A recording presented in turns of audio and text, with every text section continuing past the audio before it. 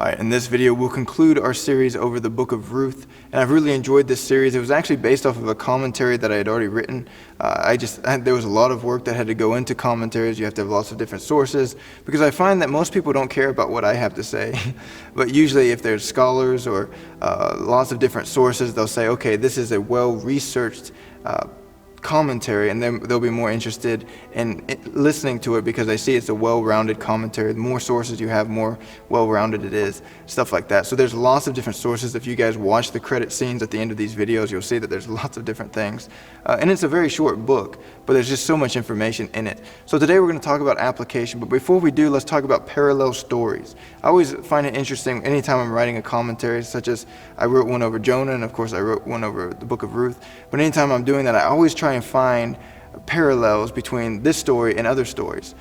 So the story of Ruth, for example, when you see the story of Naomi, you kind of get a glimpse into the story of Job. Just like Job, Naomi lost everything in the first chapter, but by the end of the chapters, you find that Job and Naomi are blessed beyond compare, right? They weren't even expecting such blessings, but they received it anyhow.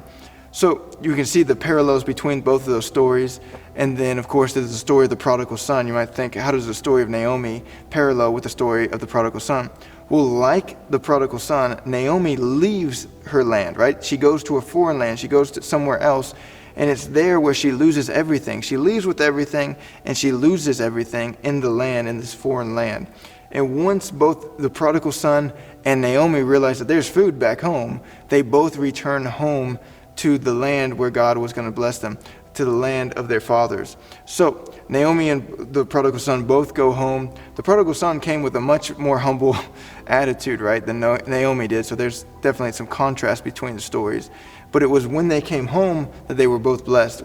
And I think that's where we get to the application. Because just like Naomi, sometimes we want to leave where God is trying to bless us. We want to leave the place. We want to take matters into our own hands. Because what was the context of the story of Naomi? Naomi, there was a famine in the land of Israel. And instead of trusting God to take care of everything, she and her family left the land of Israel. They put the control away from God and put it into their own hands. And as a result, they lost everything. And then does Naomi take credit for that? Does Naomi take responsibility? No. She blames God for everything. And so often I find this to be the case when people, maybe they grew up in church, maybe they know everything about God, maybe they've even accepted salvation and they are a child of God. But then for whatever reason, they get to a certain age or they get to a certain part in their life where they're like, I'm going to leave church. I'm going to leave the people of God and I'm going to go do my own thing. I'm going to live my own life. I'm going to do it the way I want to do it. I'm going to take care of myself. And so often it ends in such disaster. And what do? We so often blame God for how it resulted. And we think to ourselves, why would God do this to us? I remember one time I overheard a phone call. I don't try to eavesdrop, but I overheard a phone call of two people, and I happened to know this one person, and they were not doing Christian things, right? They claimed to be a Christian at one point, and maybe they are, and I hope they are, but they were way far away from God. They were doing their own lifestyle. They were doing things that were not pleasing to God, not honoring to God. They hadn't been in church or anything like that. And this person who's crying on the phone, they say, why isn't God listening to me? And I'm thinking in my head, which I didn't say it out loud because I'm not supposed to be eavesdropping, but I'm thinking in my head, maybe if you moved back to where God's at, maybe if you went back to God, He could hear you a little better, right? You're so far away from God, and I'm not saying that God can't hear you if you're in a mountain somewhere or something like that. I'm saying spiritually, when you're so far away from God, why do you expect God to bless you when you're defying Him, when you're going against His will? So just like Naomi, so often we do that. Christians today, we leave the place where God is trying to bless us. We leave the people of God and we go and do our own thing. And we think when everything messes up, we blame God for it. We say, God's not listening to us. God can do anything. Why won't He just give me what I want? Why won't He bless me? But we're not in the place where God wants to bless us. I mean, imagine if one of your kids, let's say you have two kids, and one of your kids punches the other kid in the face, and you give him a piece of candy. Is that not going to positively reinforce that behavior? God wants to bless us. God wants to give us things that are going to bring joy to us, but He won't do it in a place where we are actively defying Him, in a place where by blessing us, by rewarding us, it would reinforce this defiance towards Him.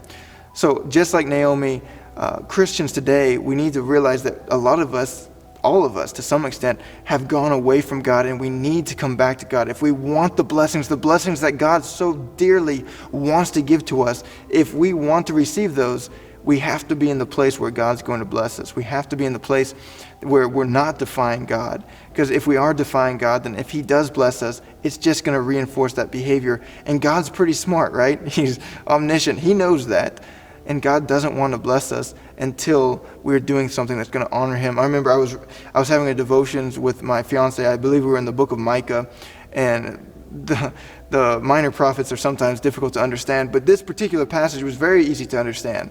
God was saying, you guys have defied me, you guys are not honoring me, and you guys want me to bless you.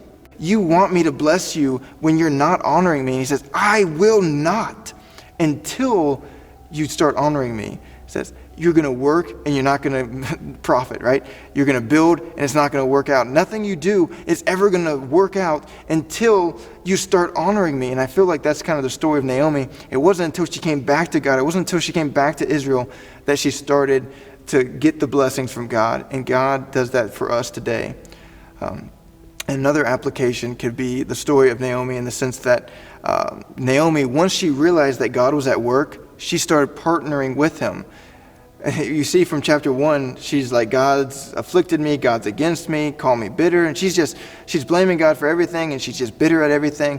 But then by chapter 2, once she starts seeing that God is at work, she says, blessed be the Lord.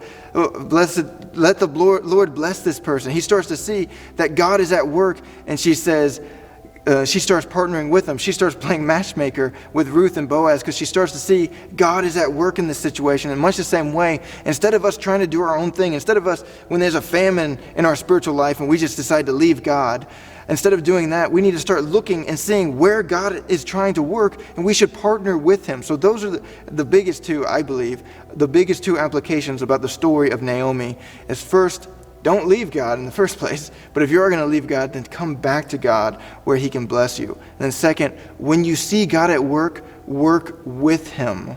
Don't do your own thing. Work with God. So that's the application for today. Hey everyone! If you liked the video, then feel free to click the like button.